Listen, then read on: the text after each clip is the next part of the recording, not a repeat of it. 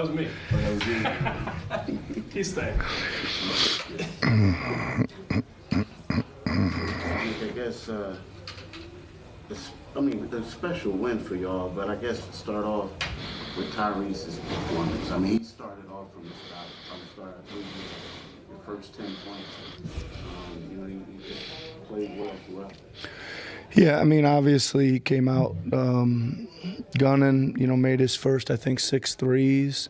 And I just think that automatically gives a huge boost of confidence and energy to everybody, right? That he was going to be able to keep that scoreboard moving for us in a quick fashion.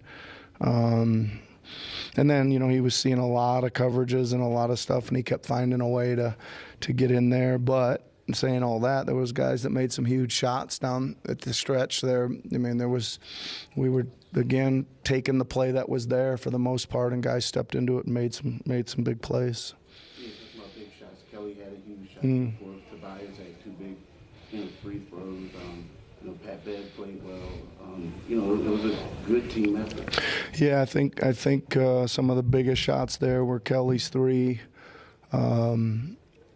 Tobias took a right baseline jumper, really tough with the shot clock winding down. A 2.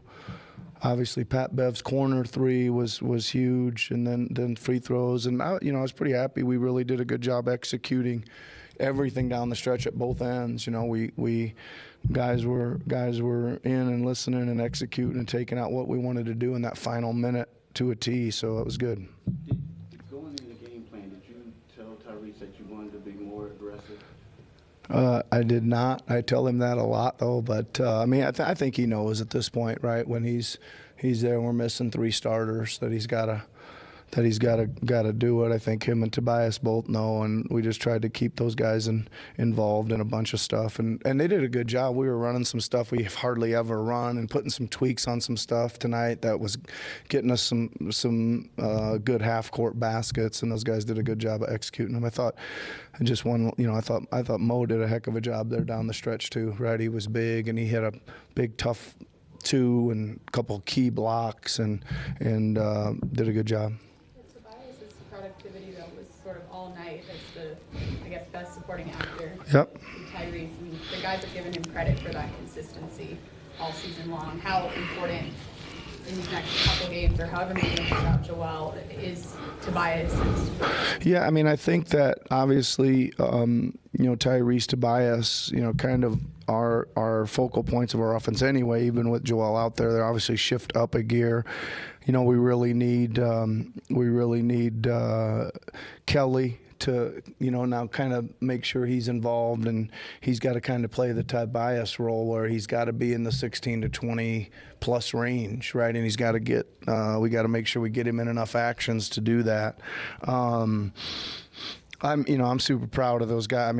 Tyrese played the whole second half, right? And Tobias was gassed. I was burning timeouts everywhere I could just to get some rest and all that kind of stuff. Jaden Springer came in and played some really good defense. He ran out of gas there for a minute too. So we had some guys putting some gutsy efforts at the end of a long road trip here. Yeah, we know that those guys were out there. Pat was sitting for most of the fourth. Comes in cold, hits that 3, and then grabs that last rebound that.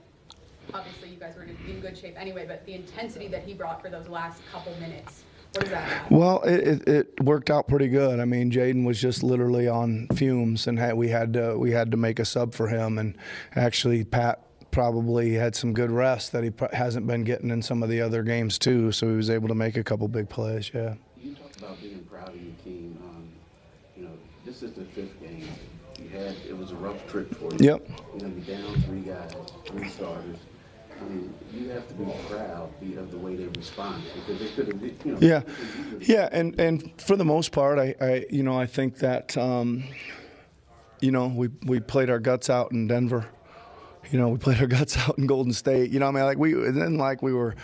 battled really hard on this trip. We just didn't get much to show for it, and we really needed one to just kind of end a losing streak and have a little better plane ride, all that stuff. Yep. The biggest takeaway that you take from this one is how the guys got Yep. fighting hard. Yeah, and I think they are fighting hard, right? And we've got, like you mentioned, 3 starters out, at least 2 or a couple more bench guys on top of that. So there's a lot of guys that are having to plug in and play, and you know, all we ask is they give everything they got. Even if you don't have Joel for however long you don't have him, how important is it to just get a healthy beyond?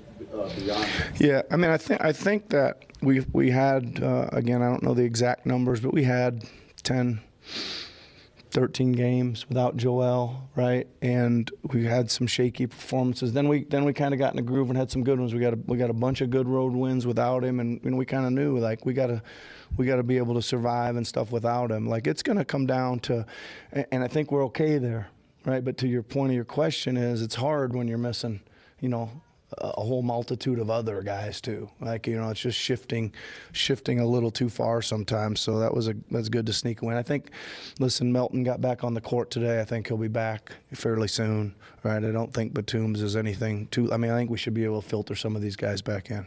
Yep. Okay. Thanks everybody. Yep.